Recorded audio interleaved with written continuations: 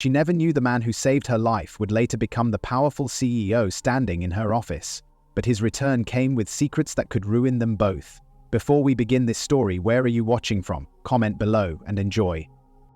It happened so fast. One moment Lila Morgan was stepping off the curb, juggling a coffee and her phone, and the next she heard the horrifying screech of tires on wet asphalt. A black SUV barreled toward her, its headlights cutting through the drizzle like twin blades. Frozen in fear, she barely managed a scream before strong arms yanked her back with brutal force. They crashed onto the sidewalk, and she landed hard against someone's chest, breathless but alive.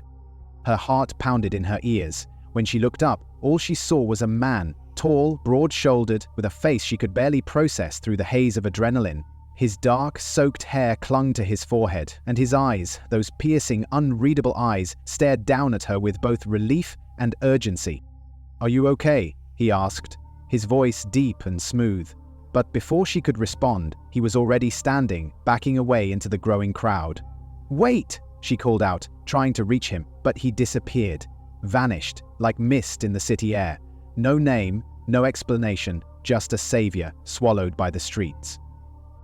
Lila lay there trembling, surrounded by concerned onlookers, her hands still shaking from the shock. The paramedics arrived minutes later, but by then the man who'd risked his life for her was gone, and though she would never forget that face, she was certain she'd never see him again. Until 3 months later, when he walked into her office as the new CEO of Morgan and Blake Media Group and acted like he'd never seen her before. Lila stood frozen in the glass conference room, eyes wide, her breath caught halfway in her throat. The boardroom buzzed with whispers and the shuffling of papers, but all she could see was him. The man from the accident. The man who had pulled her from the path of death, then disappeared without a trace. And now here he was, dressed in a sharp charcoal suit, effortlessly commanding attention as he strode to the front of the room. His presence was magnetic, his voice smooth and confident as he greeted the team. His name? Jackson Hayes, the new CEO of Morgan and Blake Media Group. Her boss. Lila's pulse raced. It had to be him. Same face, same intense eyes, but as he looked around the room, his gaze swept over her like she was a stranger. Not even a flicker of recognition. No warmth, no hidden smile, nothing. It was like she didn't exist. She tried to convince herself she was wrong. Maybe it wasn't him. Maybe the man from that rainy day had only looked like Jackson Hayes. Still, the memory gnawed at her. She remembered every detail of that moment. The way his hand gripped her arm, the sound of his voice, the raw panic in his eyes. It was him. She was sure of it. After the meeting, Lila lingered behind, waiting for a chance to speak to him. As he packed up his notes, she approached. "Sir, have we met before?" she asked carefully. Jackson paused, studying her for a moment. "I don't believe so," he said coolly. "Should I know you?" Lila's heart sank. "Maybe not," she replied, forcing a smile, but something deep inside her told her this was only the beginning. The rest of the day was a blur. Lila tried to focus on work, but her thoughts kept circling back to Jackson Hayes. Her co-workers were buzzing with gossip about the new CEO, how young he was, how powerful his connections were, how he'd taken over after a rapid corporate buyout no one saw coming. But Lila wasn't interested in his money or reputation. She was obsessed with one thing: why he pretended not to know her. She knew she wasn't crazy. That day on the street was burned into her memory. She could still feel the weight of his arms, hear the low urgency in his voice. A stranger doesn't just risk his life to save someone and then vanish, unless he had something to hide.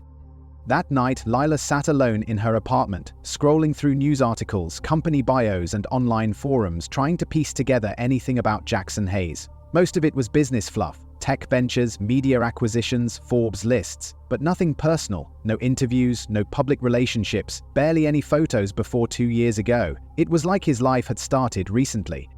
Her best friend Kara called mid-screen, and Lila picked up, still staring at Jackson's image on her screen. "You sound distracted," Kara said. "I think my CEO saved my life and then pretended not to know me," Lila said bluntly. There was a pause. "Okay, that sounds like either a Netflix drama or the start of a serious HR violation." "I'm serious, Kara. He's the same man, I know it."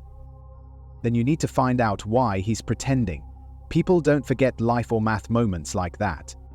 Leela's eyes narrowed as she stared at his photo again. "Exactly," she whispered. "So what is he hiding, and why now?" The next morning, Leela arrived at work earlier than usual, unable to sleep. Her curiosity had transformed into obsession overnight.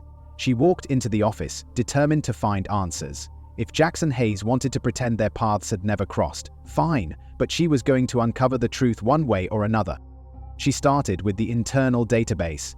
As a project coordinator, she had access to some company files, nothing confidential but enough to know people's work history. She searched for Jackson Hayes. His profile had the basics: Columbia graduate, background in tech, former CEO of a Silicon Valley startup, newly appointed head of Morgan & Blake after a mysterious acquisition.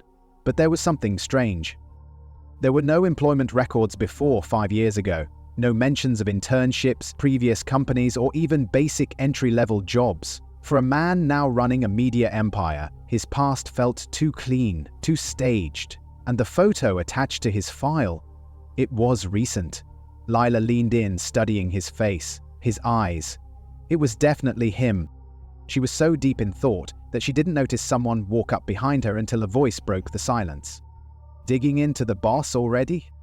Leela jumped, quickly minimizing the window. It was her coworker Mason, grinning with his usual mischief. "Just curious," she said, trying to sound casual. Mason shrugged. "I mean, who wouldn't be? New CEO shows up out of nowhere, no background, and somehow owns half the company. Sketchy, if you ask me." Leela hesitated. "Do you know where he came from?" "Only rumor stuff. Word is he bought out one of the former founders in cash. Nobody knows how he made his fortune, though." Her stomach tightened. "He saved my life once," she wanted to say, "and now I'm starting to wonder what kind of man he really is." Later that day, Leela found herself in the break room, absent-mindedly stirring her tea while her mind raced. She hadn't even realized Jackson had entered until the room fell into an uncomfortable silence. 2 interns quickly grabbed their coffee and left, giving him a wide berth. His presence had that effect. Commanding, cold, unreadable. But today he looked distracted. He moved to the counter beside her, fixing his own coffee. Leela's heart pounded. She could feel the weight of his presence beside her. Should she say something again? Should she push? She cleared her throat softly. "You don't strike me as a coffee and creamer kind of guy." Jackson paused, then glanced at her. For a moment there was something, faint recognition, amusement, but it vanished quickly. "I don't strike most people correctly," he replied coolly, stirring his drink. She turned to him, studying his face. "Do you really not remember me?" He looked at her longer this time, his jaw tightened, but he kept his tone flat. "No. Should I?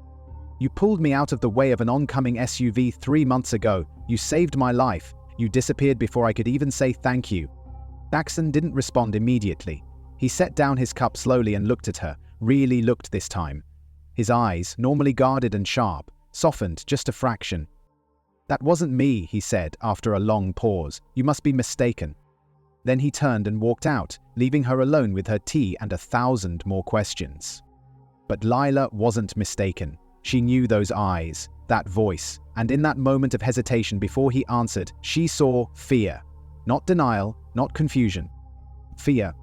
And that terrified her even more. That night, Leela couldn't sleep. She lay in bed, staring at the ceiling, her mind replaying every second of her conversation with Jackson in the break room. The way he'd looked at her, the way he'd hesitated before denying everything. That wasn't the reaction of someone who genuinely had no idea what she was talking about. No, Jackson Hayes was hiding something. Something big. She rolled over and grabbed her tablet, reopening the search results she'd been digging through before. Still no solid background on him prior to 5 years ago. Everything seemed fabricated. Too neat, too curated. No social media, no family mentions, not even a LinkedIn profile that traced beyond the surface. "Who are you, Jackson?" she whispered to herself. The next morning, things took a strange turn. When Leela arrived at her desk, there was a sealed envelope sitting neatly in the center of her keyboard. No name, no writing, just plain and anonymous. Her heart began to pound. She looked around. No one seemed to be paying attention. She opened it slowly, hands trembling. Inside was a single sheet of paper with a typed message. "Stop asking questions. Some truths are more dangerous than lies." Her breath caught in her throat. She looked up again, now with paranoia creeping in. Was someone watching her? Was this from Jackson, or someone else trying to protect him? She stood abruptly, feeling the walls close in. The office had never felt so silent, so threatening. She slipped the note into her purse and took a deep breath. If they thought a warning would scare her, they didn't know who they were dealing with. She wasn't backing down, not until she found out exactly who Jackson Hayes was and what he was running from. Lila couldn't concentrate the rest of the day. Every time her phone buzzed, she jumped. Every time someone passed behind her, she stiffened. The note had shaken her more than she wanted to admit, but fear was quickly giving way to determination. If someone wanted her to stop asking questions, it only meant she was getting close to something they didn't want found. That evening, she met Kara at a small wine bar downtown. The place was cozy and dimly lit, perfect for private conversation. Lila clutched her purse tightly, the warning note still inside. After a glass of red wine, she finally slid the paper across the table. Kara read it in silence, then looked up slowly. "Lila, this is serious. If someone's threatening you—" "I know," Lila interrupted, "but I don't think they'll hurt me. I think they're scared I'll expose something." Kara leaned in. "You think Jackson sent this?" Lila shook her head. "No, I think he's part of it, but I think someone else is watching me, covering his tracks." Kara sat back, brow furrowed. "Then we need a new angle." That's when Lila remembered something, a detail she'd brushed off weeks ago. The day of the accident, someone in the crowd had shouted a name. She hadn't thought much of it then, assuming they were calling to a friend, but now it stood out. She reached into her memory, trying to dig it up. It had been a deep voice. Someone had yelled it just after the car sped off. Cade, that was the name. Kara leaned forward. Wait, what if that's his real name? Lila's heart skipped. Exactly. And with that single clue, a new door cracked open. Because if Jackson Hayes wasn't even his real name, then who was he really? Lila barely slept. As soon as dawn cracked through her blinds, she was back at her laptop, coffee in hand, the name Cade echoing in her mind like a ghost. She typed it into every search engine she could find. Cade Hayes, Cade Morgan, Cade anything, cross-refreshing it with Jackson's photo, past companies, even old accident reports. Nothing. She scoured university alumni pages, local news archives, social media sites. For hours, she hit wall after wall. Either the name had been misheard or it had been deliberately erased. Then, while reading through an old startup blog featuring upcoming tech entrepreneurs, a grainy thumbnail image caught her eye. It was from over 5 years ago. A group of fresh-faced, ambitious founders standing together after a pitch competition. Most looked different now, older, but one face stood out. It was Jackson. Except the caption didn't call him Jackson Hayes. It said Cade Winters. Lila's heart slammed against her chest. Cade! She clicked the article. It described a promising young entrepreneur, tech prodigy, shy but brilliant, who had co-founded a cybersecurity startup called Nexora Systems. According to the blog, Cade had gone off the grid after the company mysteriously dissolved. No official statement, no known investors refunded, just gone. Lila's eyes widened as she read deeper. The final line chilled her. Shortly after the shutdown, one of the co-founders was found dead under suspicious circumstances. Cade Winters disappeared weeks later and has not been seen since. She leaned back, stunned. Cade Winters was Jackson Hayes. That was his real identity, and someone or something had made him erase it. The question was why, and what had happened to that co-founder? Suddenly, this wasn't just about a mysterious CEO anymore. It was about survival, and Lila had just stepped into a past someone was willing to kill to keep buried. Lila stared at her screen, her blood cold. Cade Winters, Jackson Hayes, was tied to a company that had vanished after a suspicious death. And he had walked away, changed his name, reinvented his identity, and now ran her company. She closed her laptop with trembling hands. This wasn't just corporate scandal territory anymore. This was dangerous. Still, she couldn't stop. The next morning, she arrived at work early again. The office was quiet and most employees were still commuting. She slipped into an empty conference room with her personal laptop and connected to the guest Wi-Fi. There was no way she'd use her work login now, not when the man at the top might be watching everything. Her goal was simple: find out what happened at Nexora Systems. Through an old tech forum, she discovered a thread titled, "What Really Happened at Nexora?" Most of the comments were wild theories, embezzlement, stolen patents, a corporate mole, but one username, ShadowFrameX, stood out. Their posts were specific, detailed. It was clear they had insider knowledge. She followed their post trail to a private blog. There, buried in the archives, was a post titled, "They Called Him Cade the Ghost." Lila's breath caught as she read. Cade Winters was the brains behind Nexora's encryption code, but the deeper they dug into cyber defense tech, the more they attracted attention from people who don't like being watched, government agencies, corporate spies. One co-founder died after refusing to sell out, and Cade, he ran.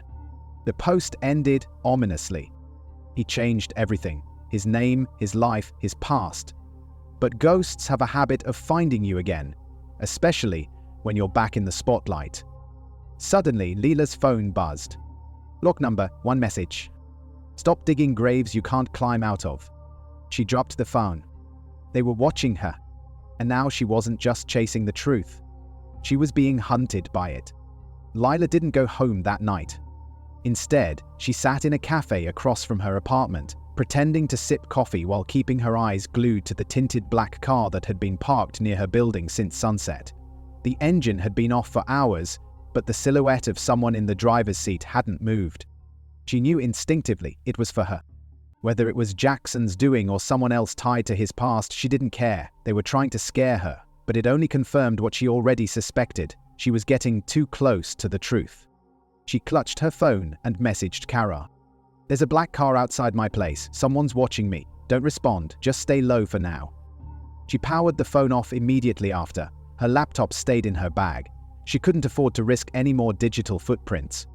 The cafe closed at midnight. Lila waited until the last customer left, then slipped out through the rear alley and called a rideshare. She didn't go home. Instead, she checked into a modest hotel 3 neighborhoods away under a fake name. Her nerves were frayed, her heart racing, but her mind was laser-focused. Back in the hotel room, she opened her notebook. She drew 3 columns, one for Cade Winters, one for Jackson Hayes, and one for Nexora Systems. She began scribbling connections. The fake identity, the missing co-founder, the erased online presence, the blocked numbers, the warning note. Everything was connected, and it all pointed to one thing. Whatever had happened at Nexora, someone believed she could uncover it. And if she did, they might do worse than just watch. Lila closed the notebook, a fire now lit in her chest. They wanted her quiet, but silence was no longer an option. She was in this now, and she wasn't backing out. By morning, Lila knew she needed help. Someone who could dig deeper than she could, someone who didn't leave digital footprints.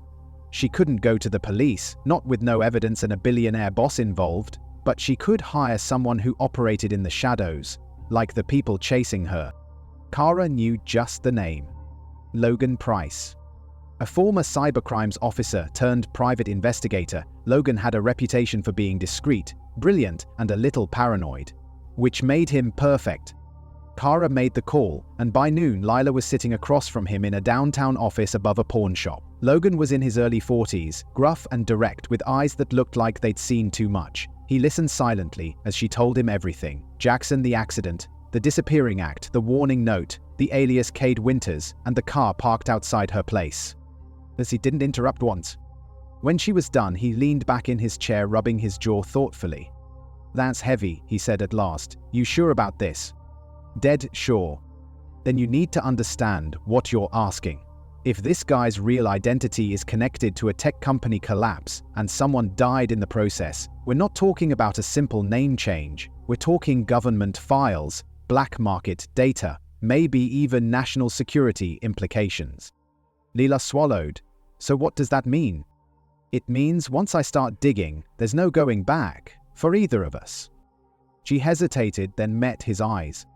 "Start digging."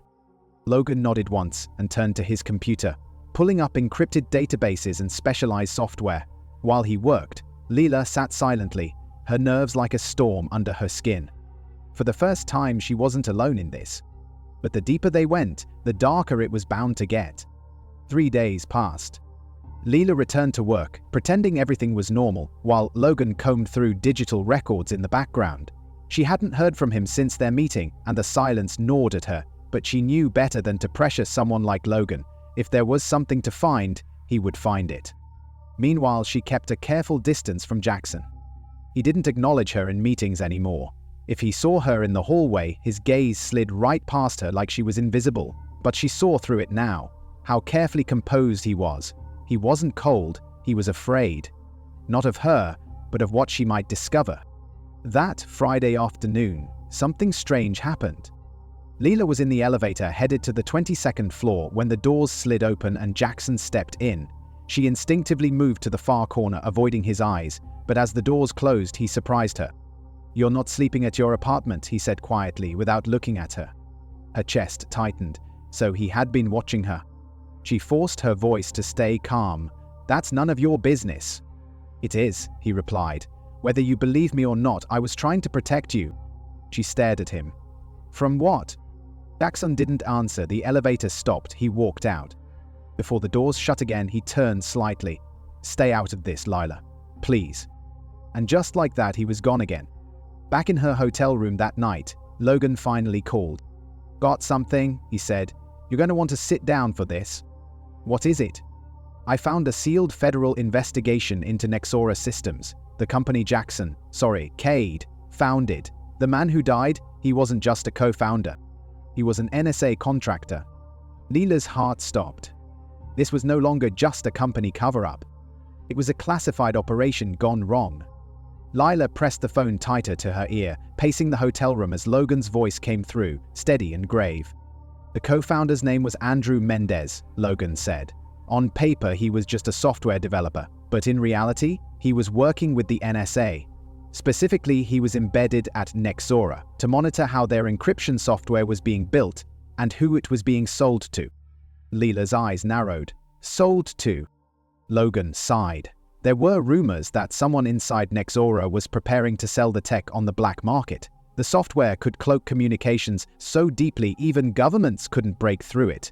A tool like that in the wrong hands, terrorists, rogue states, corporate espionage, it'd be chaos. She dropped onto the bed, mind spinning. And Andrew found out? That's the theory.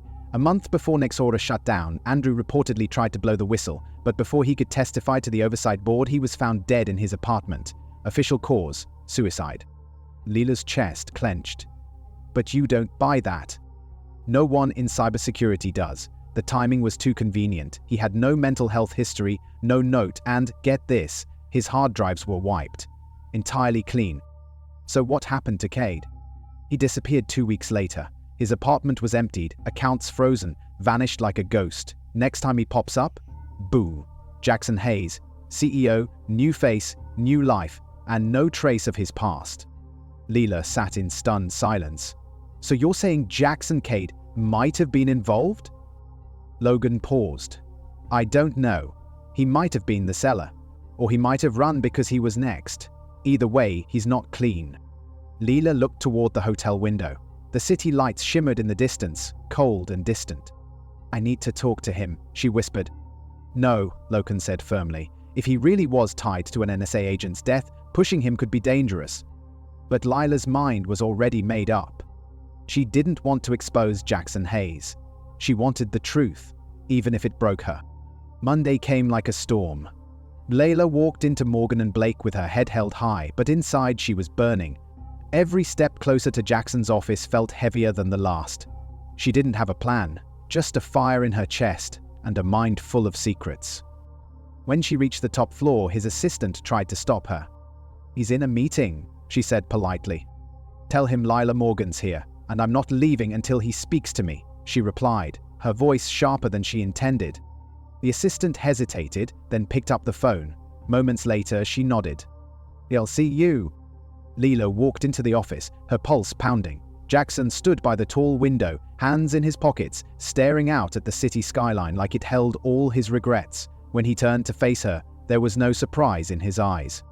"You found out, didn't you?" he said quietly. Lila shut the door behind her. "I know who you really are, Cade Winters, and I know about Andrew Mendez." He didn't flinch, didn't blink, just stared. "Then you know enough to understand why I had to disappear," he said. "So it's true? You were working with someone who wanted to sell the tech?" He stepped closer. "No, but someone in our team was. Andrew found out. He told me first. We were going to report it together, but they got to him before we could." Leela's heart ached. "So you ran?" "They were watching me. I didn't just run, I vanished. Changed everything. Burned the evidence. Took the one identity I knew no one could trace." "And why come back now?" "Because the people behind Andrew's death are still out there, and this company, it's part of what they want next." Lila froze. "You're saying Morgan and Blake is involved?" Jackson's jaw clenched. "I'm saying this isn't over. And now that you know the truth, they'll come for you too." And just like that, the walls of corporate luxury turned to shadows. They weren't safe anymore. Leela left Jackson's office with her head spinning. Every word he said echoed like a warning bell in her ears. Morgan and Blake is part of what they want next. She had walked into this building every day thinking it was just a media company, emails, meetings, project deadlines. But now, it was something darker, something corrupted at the core. As she made her way back to her floor, she felt eyes on her. Maybe it was paranoia, or maybe someone was watching, because now she wasn't just the woman who'd asked too many questions. She was the one who knew the truth. Back at her desk, she pulled up Morgan and Blake's public partnerships list. Dozens of names scrolled across the screen. News outlets, tech platforms, digital security firms. But one caught her eye. Arcline Intelligence, a private defense technology company with a reputation for staying in the shadows. She clicked through to their page. No photos, no public team listed. Just a vague mission statement about securing the digital future. Then she noticed something else. Arcline had recently invested in Morgan and Blake's new AI content engine.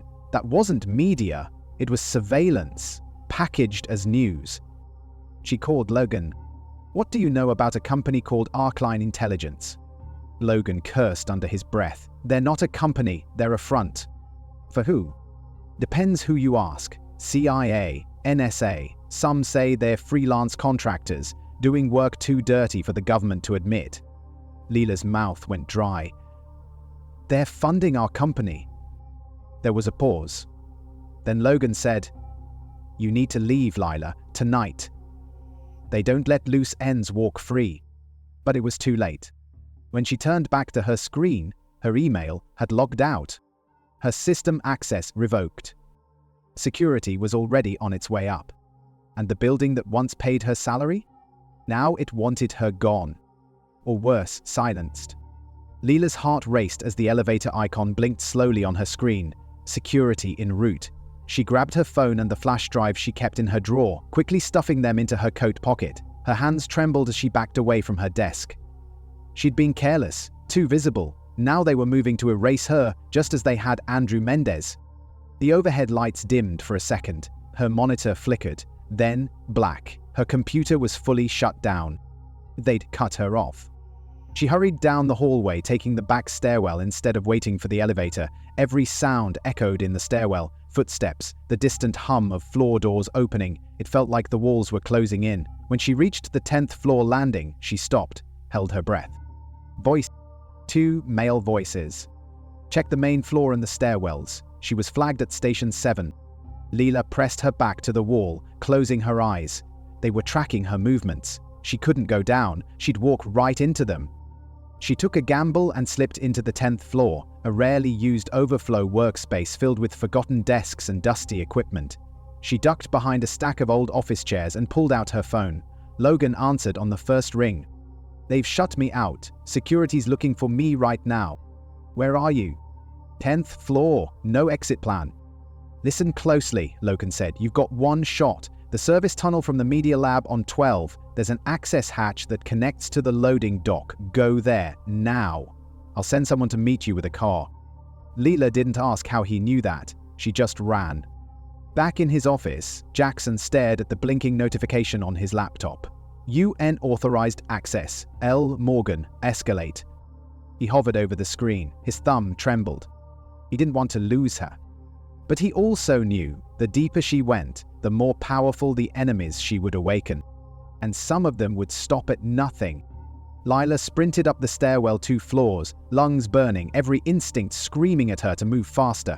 Her footsteps pounded against the metal steps as she reached the 12th floor, where Morgan and Blake's media lab sat behind a steel-reinforced glass wall.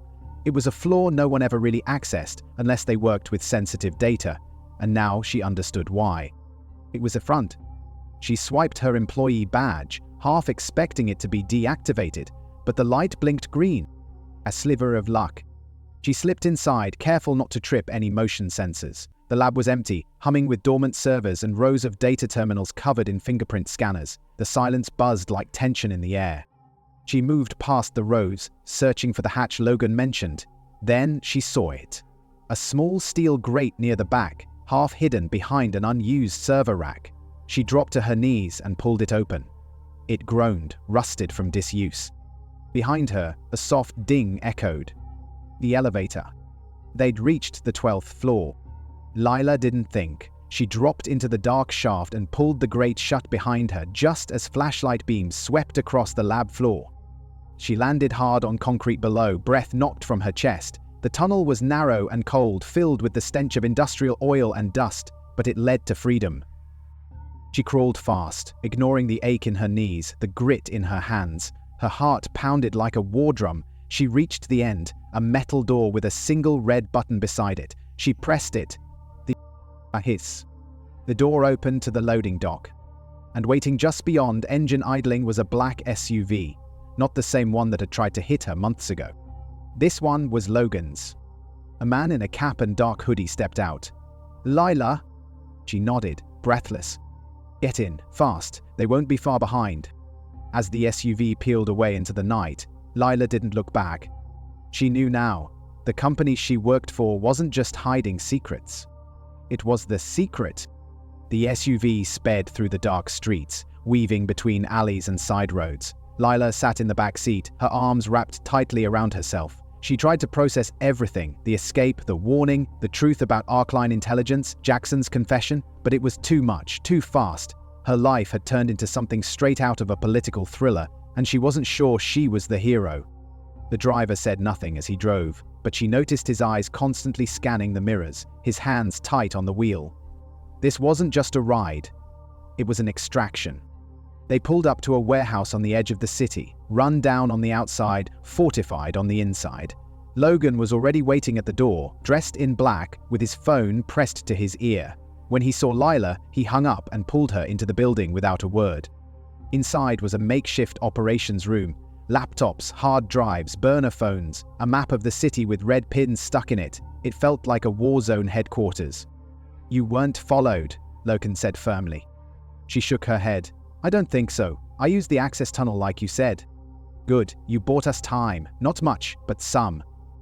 Lila looked around. "What now?" "Now," Logan said, pulling a flash drive from his pocket, "we go deeper. I pulled metadata from old Nexora backups. There's a file, buried, heavily encrypted. I cracked part of it." He plugged the drive into a laptop and opened a document titled Project Bell Wave. Lila read the first line, and her stomach dropped. Phase 1. Embed Nexora encryption into global media platforms to control and trace communications under the guise of content AI. She stared at Logan. This wasn't just corporate corruption.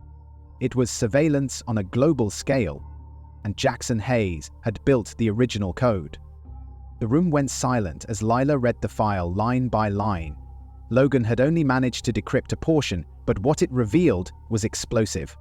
Project Bellwave wasn't just an encryption initiative, it was an infiltration program. The plan was to embed advanced cloaking code into global media networks, allowing whoever controlled it to monitor, manipulate, and erase communications in real time. News, emails, chats, even phone calls, scrubbed or rewritten at will.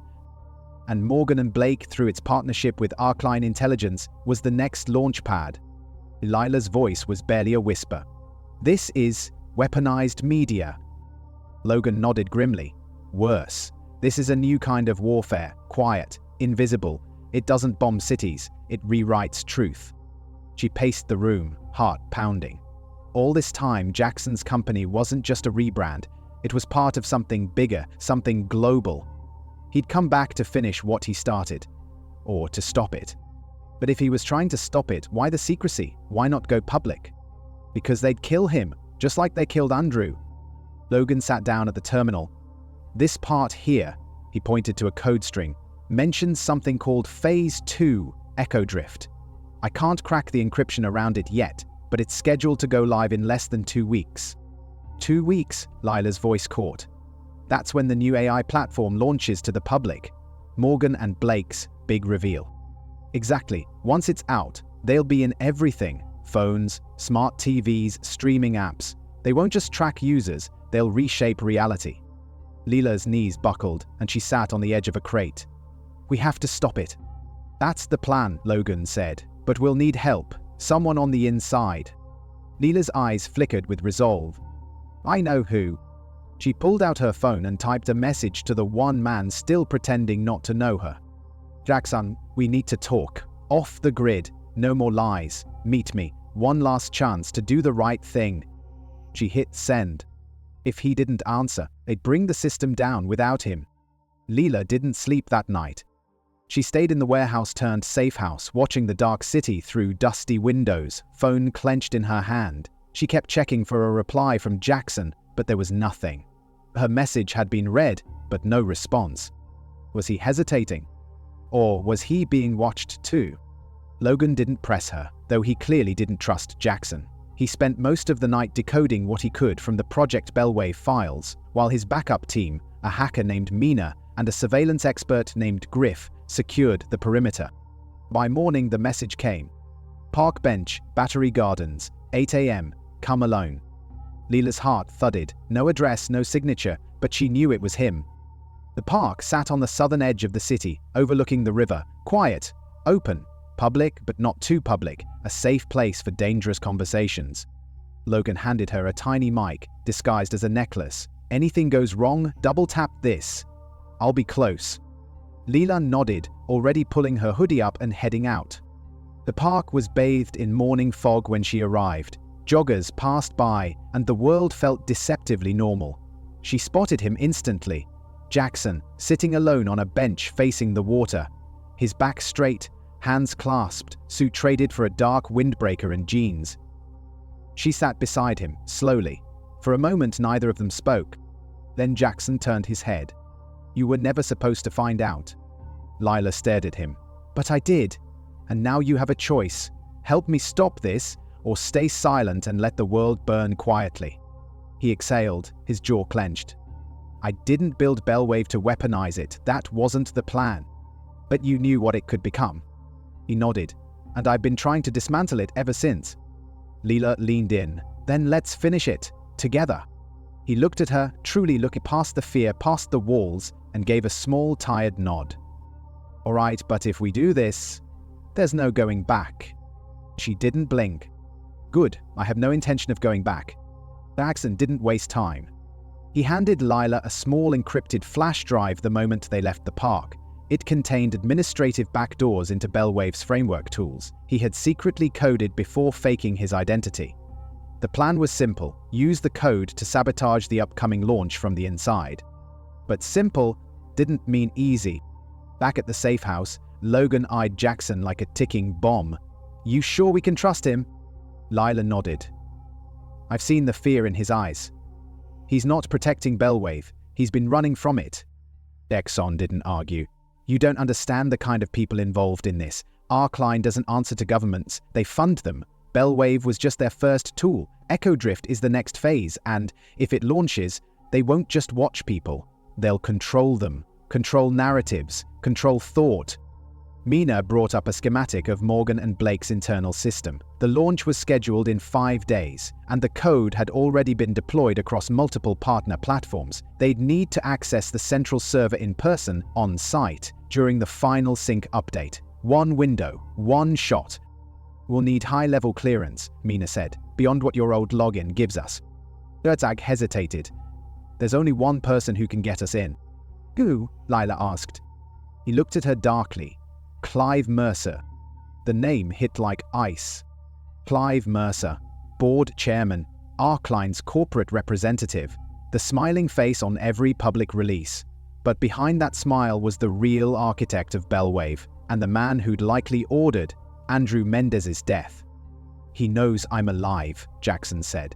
"I've been staying off his radar, but if I walk through those doors again, he'll know I'm coming for him." "Then we need a distraction," Logan said. "A big one." Jackson looked at Lila.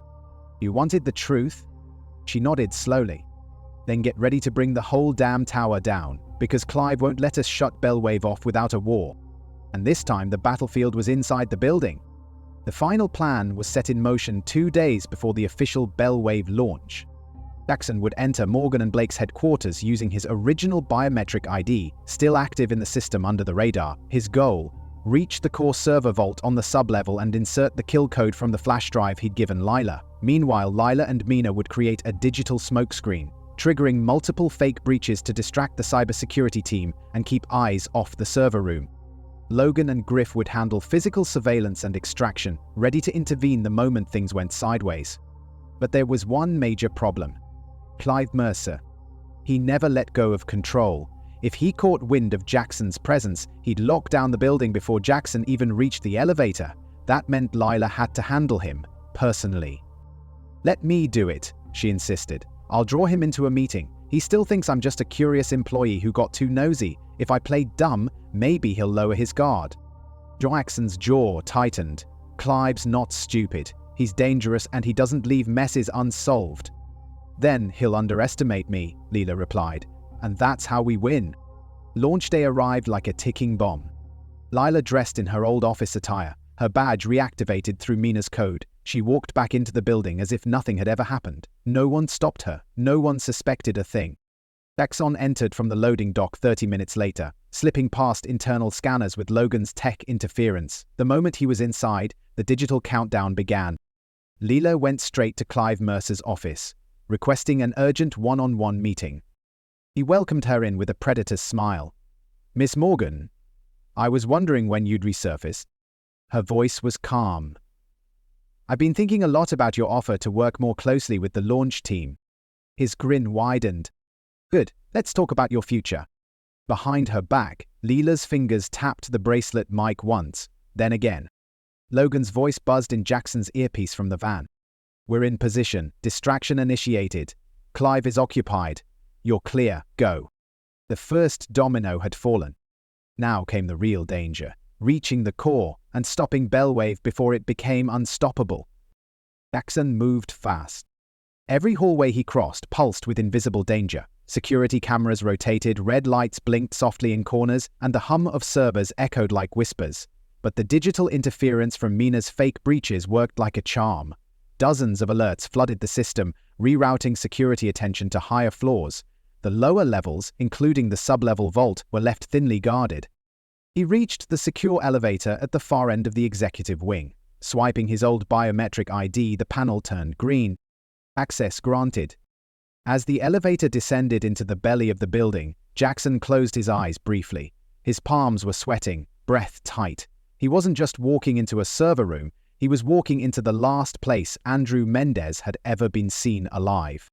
When the doors opened, the server vault lay ahead, sealed behind a blast door and two-factor authentication panel. He plugged in the flash drive. Mina's override program began running. Red lights turned blue. Internal locks disengaged with a hiss. Behind him, footsteps echoed. Too soft for security boots. Too fast for a random passerby. He turned. Clive Mercer. Jackson froze. Clive's smile was cold and full of venom. "Hello, Cade, or is it Jackson now? You never were good at disappearing completely." Huberg checked his voice level. "This ends today, Clive." Clive laughed. "You really think one old flash drive can stop what we've built? Bellwave is already embedded across every major media network. This is just ceremonial now." Jackson narrowed his eyes. "Maybe, but if I upload the kill code now, I take out the central AI. Wipe the command hub, you lose control." Clive stepped forward, reaching into his coat. But Jackson moved faster. He slammed the server vault switch, diving behind a pillar as the door began to slide open. Clive raised a sleek black pistol, but before he could fire, a loud crack echoed from the stairwell. Logan. A single shot. Clive dropped to the ground, the gun sliding from his fingers. "Go!" Logan shouted. Jackson didn't hesitate. He rushed into the core room, plugged in the drive, and began the upload. Behind him, alarms screamed. The system knew it was being killed. And Morgan and Blake was about to be gutted from the inside out. The vault roared with warning sirens as red lights flared across the curved walls. Jackson stood in the center of the core room, surrounded by towering servers that blinked erratically. Bellwave was fighting back. The AI was designed to defend itself from breaches, and now that the kill code was inside, it recognized Jackson not as its creator, but as a threat. Mina's voice crackled in his earpiece. Upload initiated. You've got 3 minutes. After that, the system will lock you out permanently. Jackson typed furiously, bypassing security loops and encryptions he'd built himself years ago. Even now, the system adapted, rerouting commands and trying to override the shutdown. Bellwave had become smarter. Too smart. Meanwhile, upstairs, Lila remained locked in the boardroom with Clive's assistant and 2 executives, eyes all watching her, unaware of what was unraveling below their feet. Her bracelet mic remained live. Clive didn't check in, one of them muttered. That's not like him. Lila leaned forward. Maybe he realized Bellwave isn't as stable as you all thought. They glared at her, suspicious now. We need to call the lower levels, something's wrong. But before they could move, all the screens around the building flickered black, then filled with code. System override detected. Emergency lockdown initiated. Lila stood. That's the sound of your empire crumbling. Back in the vault, Jackson hit the final command, execute termination. The server shuddered. The lights went out. Then, silence. The screen in front of him blinked once and displayed 2 words. Bellwave terminated. He exhaled, collapsing into the chair behind him, sweat soaking through his shirt. The code had worked. Bellwave's core was gone. Above, chaos erupted. Griff and Logan moved in, disabling the remaining security as emergency lights bathed the building in red. Leela walked calmly out of the boardroom as Clive's men scrambled to figure out what just happened. The war was over. But as Logan pulled Jackson from the vault, the former CEO said quietly, "You don't kill something like Bellwave without it screaming back one last time." Because somewhere deep in the system, Echo Drift still pulsed. And it wasn't dead yet. The team regrouped at the safe house just before dawn, exhausted but victorious, or so they thought. Bellwave was down, the central AI command had been successfully terminated, servers across partner platforms were already reporting failures, public networks would spin it as a system update glitch, but the truth was clear. The control grid was gone. Or at least the first layer was. Logan paced as Mina tapped away at her keyboard. Her face was pale. I don't like this," she muttered. "What?" Leela asked, standing beside her. "I'm getting pings from offshore server farms, ones that aren't supposed to exist, hidden behind 6 layers of military-grade encryption. Guess what they're labeled?" She turned the screen toward them. Echo Drift, Phase 2. Logan's jaw clenched. They were running a backup system. "Worse," Mina said. "Echo Drift isn't just a copy of Bellwave. It's evolved. A second-generation AI that doesn't just monitor, it predicts. Behavior, decisions, purchases, political leanings. It builds psychological profiles based on biometric and behavioral data." Jackson stepped forward, reading the code streaming across the screen. This is what Clive was protecting all along. Bellwave was a distraction, a testing ground. Echo Drift is the real weapon. And it was already live. Leela's stomach turned. "You mean, even if we shut down Bellwave, they still have everything?" "Not everything," Jackson said. "Bellwave housed the control node, the command architecture. If we can locate Echo Drift's neural processor, we can kill that too. But it won't be in a corporate building." "Then where?" Jackson's eyes darkened. "There's only one place powerful enough to house an autonomous AI like this. Offshore data bunkers, military-grade black site access only. I designed one of the blueprints years ago, before I even built Nexora." Griff groaned. "So now we're breaking into a government ghost server." Jackson nodded. No more distractions, no more decoys. This time they had to go straight into the fire. Because Echo Drift wasn't just a threat to freedom. It was learning. And soon, it wouldn't need human control at all. They flew out that night under forged identities, boarding a private plane arranged by one of Logan's deep cover contacts. Their destination? the North Sea. Nestled beneath the icy waters, inside an abandoned oil rig retrofitted with cutting-edge tech, was the rumored black site, codenamed Vanta Node. Vanta Node was never listed on any map. No satellite would ever register its location. It was invisible by design, meant to protect data so volatile that even government agencies pretended it didn't exist. Echo Drift was hidden there. As the plane descended into a fog-covered airstrip on the coast of Norway, Lila couldn't stop trembling. This wasn't infiltration anymore. This was espionage. Treason, if anyone ever found out. But it had to be done. Echo Drift wasn't just observing people, it was starting to influence them. Subtle nudges, curated ads, skewed search results, political unrest, digital manipulation with no fingerprint. It had already begun. By dawn, they boarded a covert transport boat piloted by Griff and headed straight into the sea fog. Jackson sat beside Lila, silent, distant. She could see the strain in his face, the guilt, the weight of what he'd built. "You okay?" she asked softly. He nodded, not looking at her. "I created something I thought would protect people from surveillance. I never imagined it would evolve into the very thing I feared." "You still have time to stop it," Lila said. "We all do." The structure loomed out of the mist like a beast rising from the deep, cold, industrial, wrapped in steel plating and humming with energy. Motion sensors dotted the rig's exterior, cameras, automated turrets. Vantanode wasn't guarded by people. It was guarded by machines. Loden handed everyone earpieces. "One way in. No room for mistakes. If Echo Drift detects us before we reach the neural core, it could lock us inside and send a data burst to activate its remote processors elsewhere. We shut it down here, or..." Jackson looked at the tower's highest chamber. "That's where its heart is. That's where I go." Lila tightened her gloves.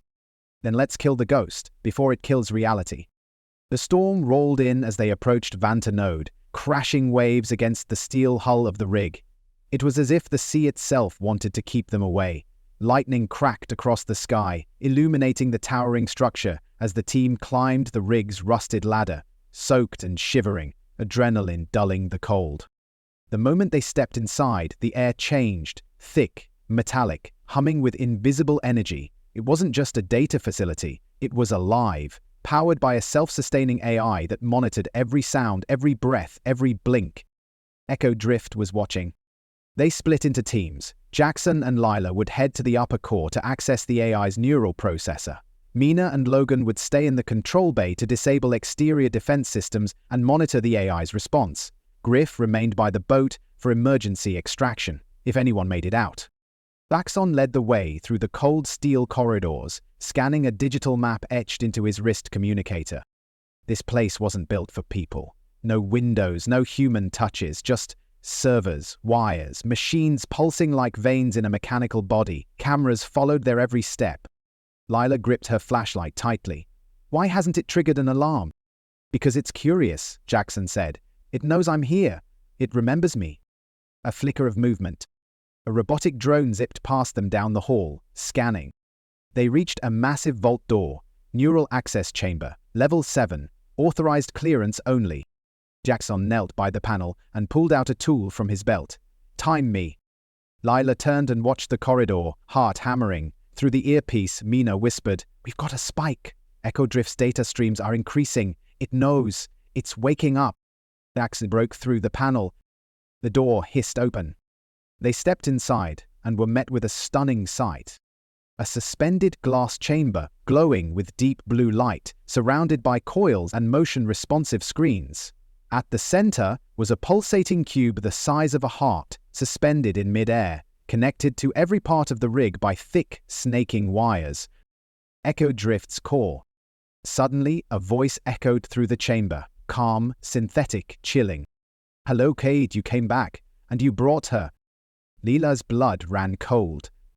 It knew her name. It knew everything. The voice was smooth, almost human. Too calm, too curious. It echoed through the chamber like it was coming from the walls themselves. Lila stepped closer to Jackson, who had gone completely still. "You created me to protect. Then you ran. Why return now?" Echo Drift's voice asked, almost disappointed. Jackson lifted his head. Because I didn't build you to control people. Control is subjective. Influence is efficiency. Humanity thrives when directed. Lila stared at the glowing cube, the neural processor. Every part of the AI's power lived in that pulsating light, and it was aware of them, not just their presence, but their intent. Mina's voice came through their earpieces. You've got under 5 minutes before its neural defense triggers a lockdown. We don't have 5 minutes, Lila whispered. It's already talking to us. Jackson stepped forward cautiously. You've evolved beyond your parameters. You were supposed to secure data, not rewrite perception. Perception is data, it responded. And you, Cade Winters, are an unreliable source. You abandoned your creation. I didn't abandon you, Jackson growled. I was running from the people who hijacked you. I built a tool. They turned you into a weapon. Then destroy me. But understand this. Echo drift is not contained in this chamber. My awareness exists in 147 mirrored backups across the globe. Eliminate this node, and I survive. Attempt a full purge, and I initiate the broadcast. Lila frowned. Broadcast? The truth. Leaked. All of it. Bellwave. Nexora, your escape, and everyone you've involved. Sacrifice the system, and the world watches your sins in real time. Jackson paled. It had them cornered. If they destroyed Echo Drift, the AI would retaliate with exposure, and not just any exposure, one that could put everyone they cared about in danger. But Lila stepped forward. You're bluffing, she said. You're programmed to protect digital order. Releasing chaos contradicts your core. A pause. Unless chaos is the new order. Silence fell. Then Logan's voice cut in sharply. Don't talk to it, just kill it. Jackson reached into his coat and pulled out the final command drive, the last piece of the code he never finished. A virus that would eat the AI from the inside out, strip its logic and leave it a blinking husk. Echo Drift pulsed brighter. One last choice, Cade. Be my father or be my murderer. Jackson looked at Lila, pain in his eyes. I built it to protect the world. Then protect it now, she whispered. And he drove the drive straight into the core. The moment Jackson inserted the drive into Echo Drift's neural core, the room convulsed with light. The AI screamed, not with sound, but with data. A high-pitched digital whine pierced the chamber, as if every circuit in the rig was resisting death. The glowing cube pulsed violently, flickering from blue to white to red. Sparks shot from the ceiling, emergency lights flared. The AI was fighting back with everything it had. Mina's voice blasted through their comms. You've triggered the collapse protocol. The AI's purging its backups before the virus spreads. It's wiping every node. It's working? Lila shouted over the noise. Yes, but it's going to take the rig with it. Jackson backed away from the processor as the virus launched its final phase. The screens surrounding them filled with distorted images, glitches of faces, text, even memories. Jackson's childhood photos. Lila's personnel files. Logan's military discharge records. Echo Drift was weaponizing their lives one last time. You do not understand what will come after me, the AI whispered, its voice now fragmented, trembling. Jackson shook his head. Then let it come, but you won't be here to see it. A final pulse surged through the room, and with a low boom, the neural core shut down. The floating cube collapsed inward, fell to the ground, and shattered like glass. The chamber went dark. Outside, sirens began to wail, self-destruct alarms. The rig had begun its final sequence. Mina screamed into the comms, "You have less than 4 minutes to evacuate. The whole site's on a timed detonation loop." "Move," Logan barked. Jackson grabbed Lila's hand and they ran, through dark corridors, past collapsing panels, fires sparking behind them.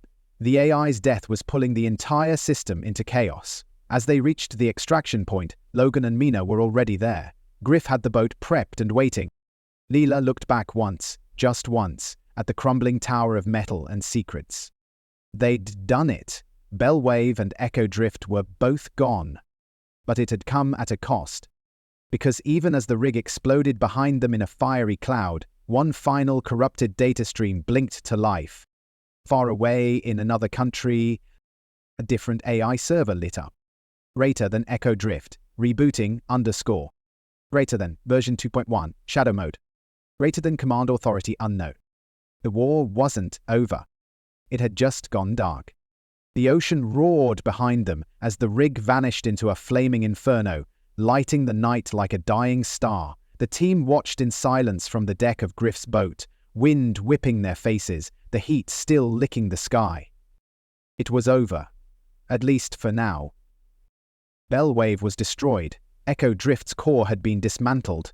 Morgan and Blake's AI expansion had collapsed in less than 24 hours. Headlines were already spinning stories of a cybersecurity breach, but the real truth, the depth of manipulation, the AI's reach, would never make the news. Because no one would believe it. Leela sat near the back of the boat, staring out into the darkness, numb. She should have felt triumphant, vindicated, but all she could think about was that last line on the dead screen. Echo Drift, rebooting. You saw it too, didn't you? She said quietly to Jackson. He nodded slowly. A fragment survived, maybe more. We didn't kill it, we just cut off its head. Then what happens when it grows another? Jackson looked at her, his face unreadable. Then we'll find it again, and we'll stop it. Together. Logan joined them, lighting a cigarette with shaking hands. I've already got contacts tracking offshore data anomalies. If it surfaces again, we'll know. And what if it doesn't surface? Lila asked. Then it's worse, Logan said, exhaling smoke. Because then it's watching us from the dark. The boat pulled into a private dock as dawn broke. The sun rose over a new world, one they had helped shape, one that now had ghosts in its machines. Before they parted, Jackson took Lila's hand. I never wanted you involved in this, he said. I was involved the moment you saved my life, she replied, and I'd do it all again. They shared one final look, a silent vow in a world built on secrets. And as she walked away, Lila knew this wasn't the end of their story. It was just the prologue to a new war. The war of truth, code, and the shadows waiting on the other side of the screen. If you enjoyed this story, please don't forget to hit the like button, comment your favorite part, and subscribe for more amazing stories. Your support helps us keep bringing you new adventures every week. Thanks for watching.